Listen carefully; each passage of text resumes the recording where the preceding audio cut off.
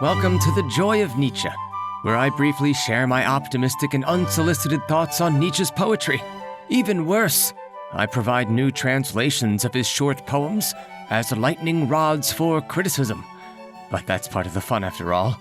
Quote, "My destruction I long for, when I desired to be on the height, and thou, O comment section, art the lightning for which I wait. Strike away." Today's poem, Invitation, or in German Einladung, beckons the reader to taste Nietzsche's book, The Joyful Wisdom, and to let its flavors sit a while upon our cognitive gustatory cells. I begin with this translation. Dare with my fare, dear diner. Tomorrow, though, it will taste finer, and better still the next. If then you'd still like some more, I'll make, from 7 of my old mistakes, courage for 7 tastier new texts. So, why scrutinize this invitation before feasting upon the following text? Well, the first word warns us that the fare Nietzsche has in store is one which the reader must dare to consume. An odd requirement for a book with the word joyful in its title. The careful reader must then ask themselves, what kind of joyful wisdom requires daring to consume? Daring. It's not typically needed to consume something generally considered tasty. No. A daring consumption sounds more like taking a hazardous medicine. Something more akin to chemotherapy.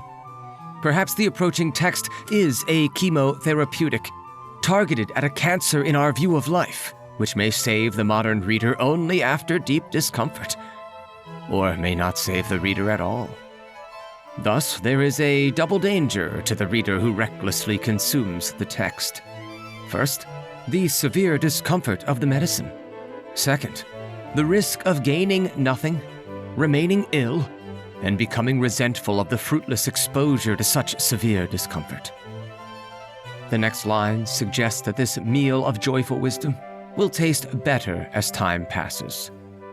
Although Nietzsche is no fan of alcohol, these lines remind me of bitter but beloved beverages like beer, wine, or even coffee, which at first taste disgust most, but after repeated consumption, our taste buds adjust, and we eventually find these bitter draughts become delicious.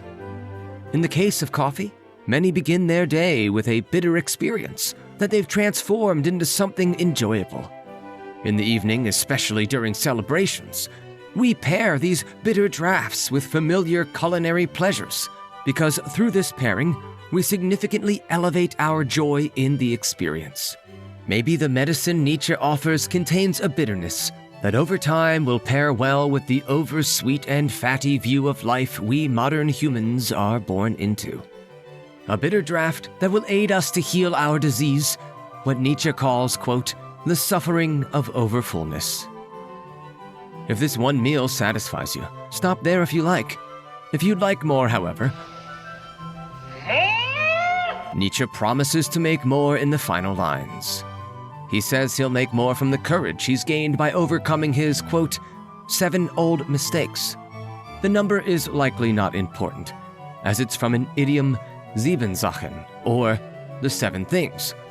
This idiom refers to the 7 things we cling to in an emergency, that we'd pack quickly if we needed to leave in a hurry.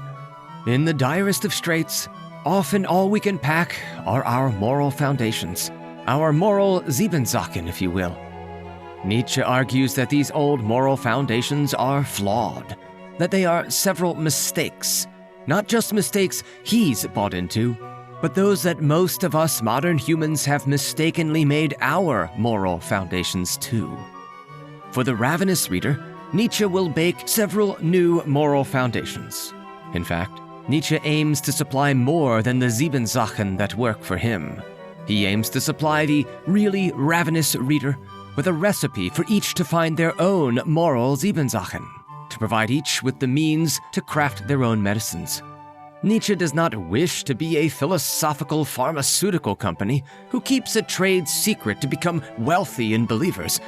No, Nietzsche has very little interest in believers or the currency of belief in him. Quote, Ye are my believers, but of what account are all believers? Ye had not yet sought yourselves. Then did ye find me. So do all believers. Therefore all belief is of so little account. Now do I bid you lose me, and find yourselves, and only when ye have all denied me, will I return unto you. End quote. Will you accept this invitation? To a philosophical pharmaceutical feast, from a host who will, when your brain belly is painfully stuffed, bid you to leave him to find yourself. Thanks for watching.